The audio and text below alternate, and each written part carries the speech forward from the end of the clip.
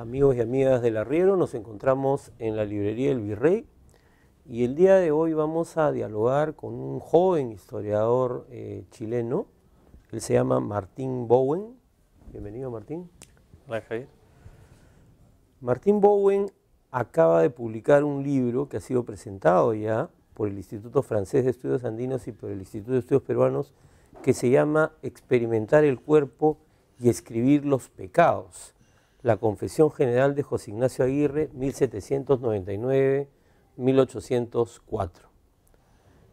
El libro, nos lo va a explicar mejor Martín, pero el libro está compuesto por un ensayo introductorio, un estudio de un documento realmente fascinante, que es el registro de los pecados de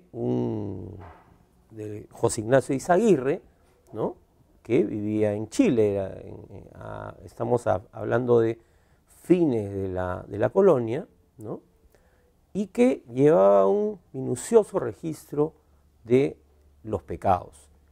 Martín, este tipo de confesiones, ¿era habitual? ¿Es algo habitual que se hiciera, y es habitual encontrar esos tipos de documentos en los archivos? Bueno, hola Javier de nuevo, gracias por la invitación. No, es decir, es habitual que los individuos del periodo de fines de la colonia y pongamos, digamos, de la Edad Moderna, escribiesen sus pecados. Hay ejemplos, sabemos a través de fuentes indirectas que personas de la época, por ejemplo en Chile, en la ciudad de Valdivia, que era realmente un villorrio del sur del país, había un comerciante que escribía sus pecados, ¿no? Y la familia, lo que nosotros conocemos en testimonio indirecto es que la familia consideraba eso un poco escandaloso porque esos papeles quedaban ahí y los podían ver, ¿no? No es común encontrar algo así, es decir, que había personas que escribiesen sus pecados o sus confesiones, sí. Que nosotros encontremos eso en un archivo público, como fue el caso que para mí con la confesión de José Ignacio Izaguirre, es muy, muy raro. ¿Y tú estabas estudiando el tema o cómo fue esto? No, esto fue completamente por azar. Yo estaba trabajando sobre fines de la colonia e inicios de la República en Chile, y estaba recorriendo los distintos catálogos del Archivo Nacional de Chile, ¿no?, que se encuentra en Santiago. Y dentro de esta revisión general encuentro una referencia en un catálogo a un documento que yo nunca había visto citado por ninguna parte. Y lo más común es que uno, cuando encuentra diarios de vida, claro, este tipo de escrituras siempre han sido o citados claro, o incluso reproducidos, ¿no? Para ese periodo la mayor parte están reproducidos en la medida en que son personas que vivieron la independencia, que tienen claro, relación, son personajes importantes. Entonces me llamó la atención, porque además se llamaba Diario Íntimo de Miguel de Izaguirre, así estaba catalogado en el Archivo Nacional de Chile, en el fondo de Jaime Izaguirre.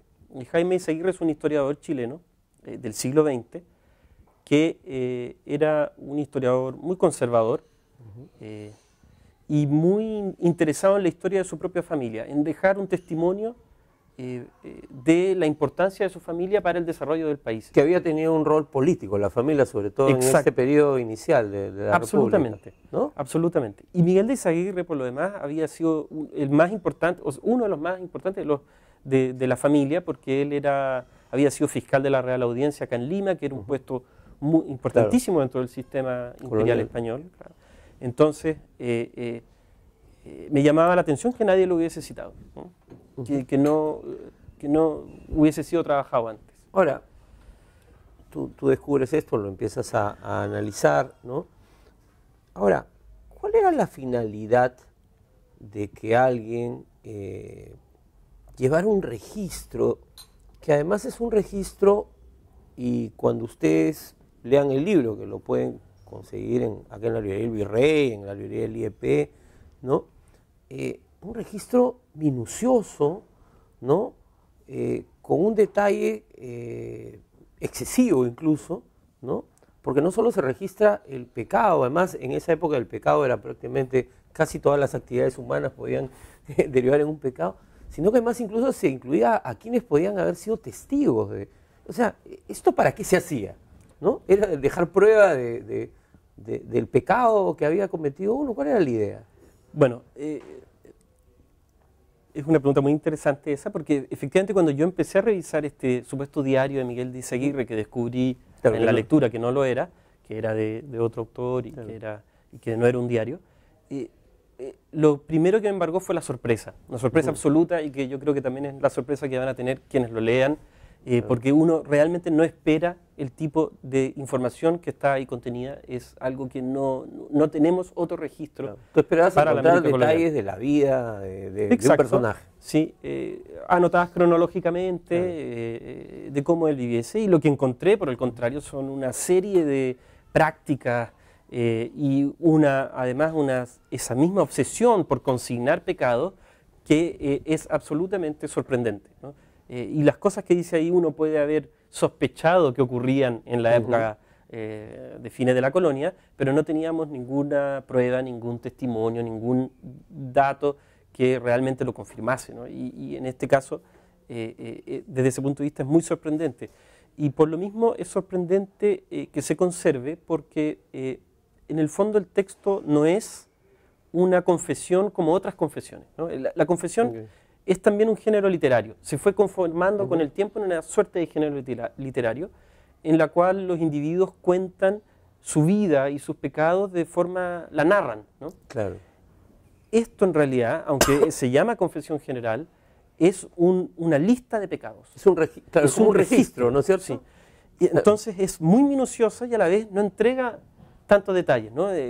Para decir algunos ejemplos que pueden ser muy escandalosos, él dice, bueno, vi el miembro a tal persona 1 o 2 veces, a tal otra 2 o 3, a tal otra 1 o 3, y así va, y luego suma y dice, bueno, en total vistas son 14. Claro. Y eso nos refleja por qué el documento existe. La confesión en este periodo, en la era moderna, y eso hoy día quizás nos escapa a nosotros en el siglo XXI, debía ser exacta, es decir, exacta numéricamente hablando. Eso quiere decir que los pecados confesados no eran genéricos, no se podía acusar de haber tenido deseos sexuales y eso claro, en general. Claro, en general. Tenía que decir preciso. Deseos sexuales, ¿con quién? ¿En qué momento? ¿Hubo o no deleite al tener ese deseo o ese pensamiento? Etcétera, ¿no? Hay varios aspectos que son propios de la teología de la época y que José Ignacio Izaguirre, que era estudiante, que había sido estudiante del Seminario de Santiago, es decir, donde se formaba la élite religiosa, evidentemente parece informado de eso, ¿no? Claro, porque tú cuentas en el libro pues que habían los manuales de los confesores, ¿no es cierto? Exacto. ¿No? De cómo confesarse. Exacto. ¿No? Y los manuales de confesor son muy interesantes porque van dirigidos tanto al penitente como al confesor.